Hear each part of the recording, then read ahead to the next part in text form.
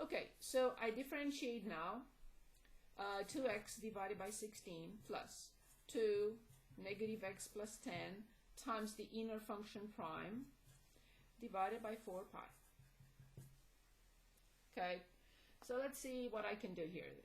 It's I'll simplify. Okay, let's see. We get x divided by 8. We have a negative, and no, maybe not. So negative, so it's positive x minus 10 divided by 2 pi, or 8 pi. So this one needs a pi, and this one needs a 4. So I have pi x plus 4x minus 40. Okay. It's not a big deal, it's a linear function. So a prime of x equals 0, the numerator has to be 0. So pi plus 4x equals 40, or x equals 40 over pi plus 4. I don't know what this gives. I don't care yet. I will figure it out in a moment. So a prime of x, a of x. Okay, so now I go back to my situation here. So here we're discussing x. What x can be? I need a domain here. I need to see what I can put up here. So what is the minimum possible x value? 0. Of course. What is the maximum possible x value? 10. That's it. Awesome. So this is somewhere in between. If I want to approximate just to see what it means, so it's 40 divided by, don't forget parentheses, pi plus 4, close the parenthesis, enter. So this is roughly 5.6, and the measurement unit was meters. Okay, so this is 40 over pi plus 4, and this is the 0. So this is a linear function. So it has a positive slope. It crosses the x-axis at this point, so it must be negative and positive. No question that this will be the minimum. Now I have to determine the area at 0, and the area at 10, and the area at this number. I need these 3 numbers. So where is my area? Right here. This is what I plug in the function in y equals. So I have x squared divided by 16, and then plus, in parentheses, negative x plus 10 squared, and divide by, don't forget, in parentheses, 4 pi. I'm checking my numbers here. Yes, negative x plus 10 squared. Yep. Okay.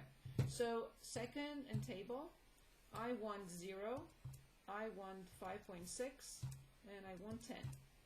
Okay. For 0, I have 7.95.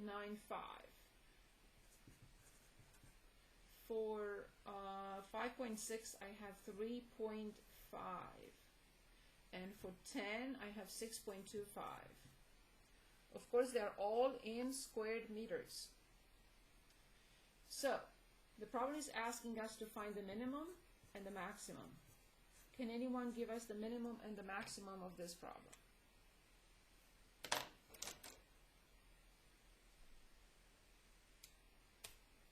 There is no discussion here. This is the absolute minimum. So, A of 40 over pi plus 4 is 3.5 squared meters. Please don't forget the measurement unit always, and that's the absolute minimum. And the absolute maximum is 7 points, so it's A of 0, which is 7.95 square meters, which means that we do not have a square, but we only use the entire 10 meters for the circle. X is 0. So X will be 0, and we bend everything into a circle, and we get the maximum possible area, which is 7.95 square meters.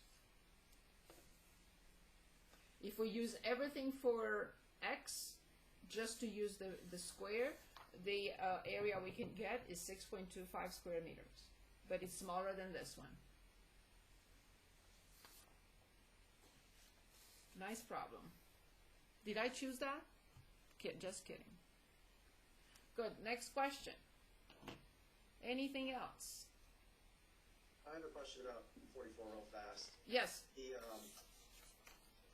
answers that we're given, are we supposed to give the length of the wire or the area that it creates?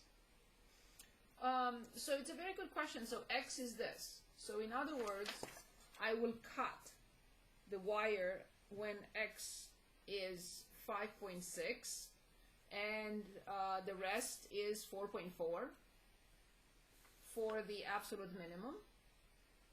And for the absolute maximum, I will bend the entire wire, whole 10 meters into a circle.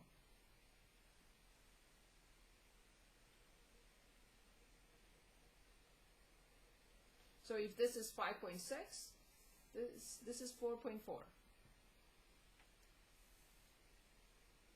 Alrighty. Better? Good. Next question. Is there anything else from anything else? Sorry, can you do a question from 4.8? Of course. Any problem from 4.8? Any problem from anywhere? Can you do number 2 from the WebAssign from 4.8? Number 2 from 4.8. And can you have? Do you have it, or do I have to go back and I can share my screen and look for it? Oh, you said from WebAssign. So yeah, can you give it to me? Yes, give me 1 second to pull it up. I'm not lazy. I can do that.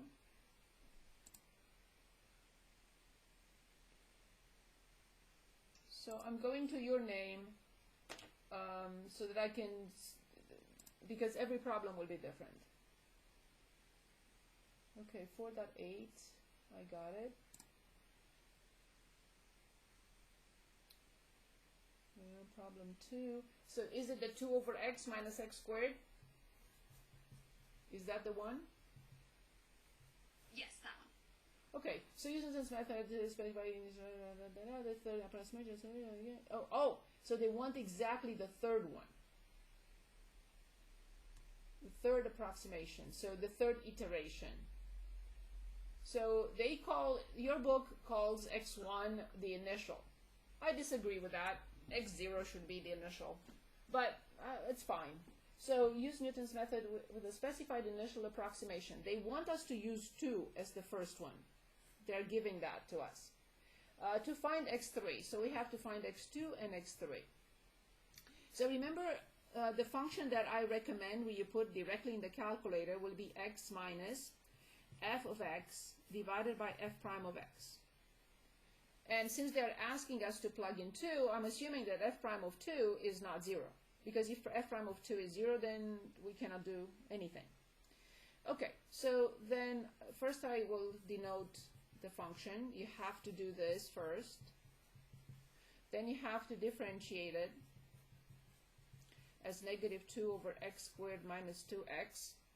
And then I highly recommend create the function, which will be at the top 2 over x minus x squared plus 1 over negative 2 over x squared minus 2x. And you can simplify a little bit. I would factor out negative 1 and remove this. It's not a big deal. You put everything in the calculator, but you know me, I like to simplify things if I can. Okay, so this is what I would enter in the calculator. Do you want me to do with this or with the simulator? Let me share my screen.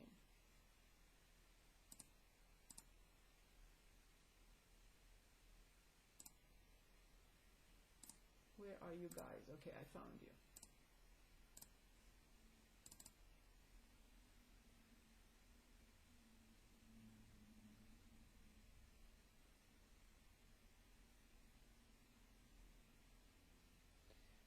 Okay, so in y equals, let's enter x plus, don't forget parentheses around the top, parentheses around the denominator.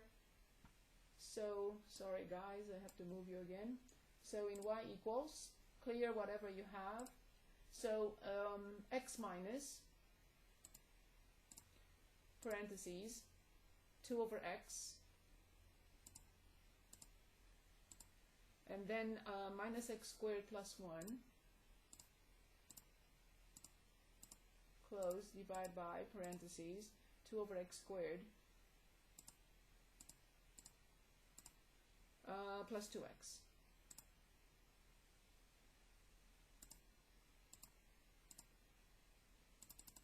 And I would have not gotten anything. I just said that I wanted to clean it up and I didn't enter it correctly. Okay, so I'm ready now.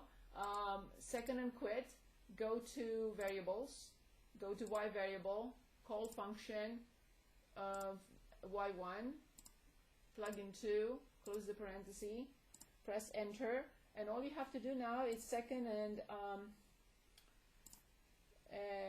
entry and override 2 by the previous answer. So that's x2, and here will be x3 according to what they want. And now we have to check how many decimal digits did they want. They want how many? Where is it? Round your answer to 4 decimal places. Fine. Okay, where am I? So 4 decimal places, 1.5214. 1.5214. So x3, 1.5214. Is that okay? Yes, I think I just needed a recap on the calculator thing, so that helped. Okay, so are the steps clear now? Do you want me to go back?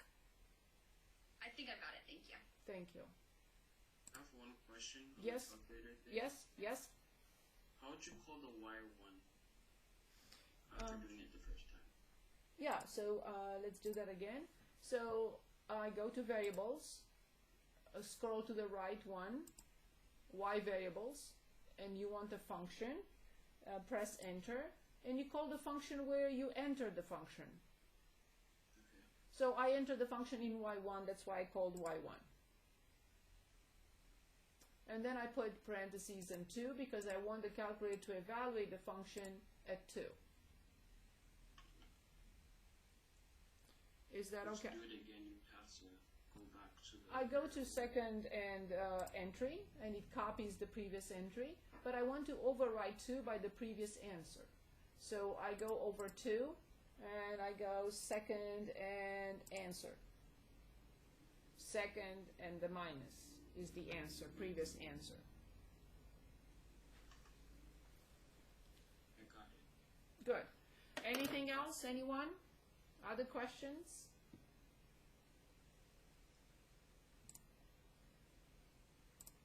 Other questions? Anyone?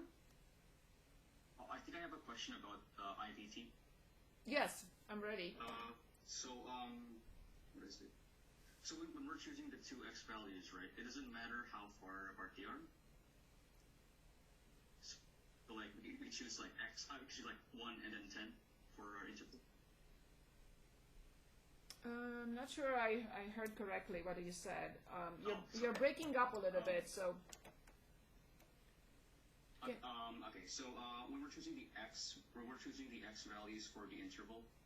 so you're talking about we're still talking about Newton's method in case we are not given x0. Okay, Yeah, I got it. I'm talking about Okay, Newton's method. so you have to show, for example, this is our function here, 2 over x minus x squared plus 1. See, there is a problem because x cannot be 0. So you have to say that the domain of this function is negative infinity 0 union 0 to infinity. And you plug it in the graphing calculator, and you have to find an interval where the function is continuous, so it cannot include 0. It's continuous and it changes sign. So that is the intermediate value theorem. You have to show that the function is continuous on the interval a comma b, and that f of a is positive and f of b is negative, or vice versa. And the interval normally has to be a 1 unit interval, not 0 to 10. That's not a unit interval. I got it. Thank you. Like 3 to 4, -3 to -2, something like that. Good, very good questions. Anything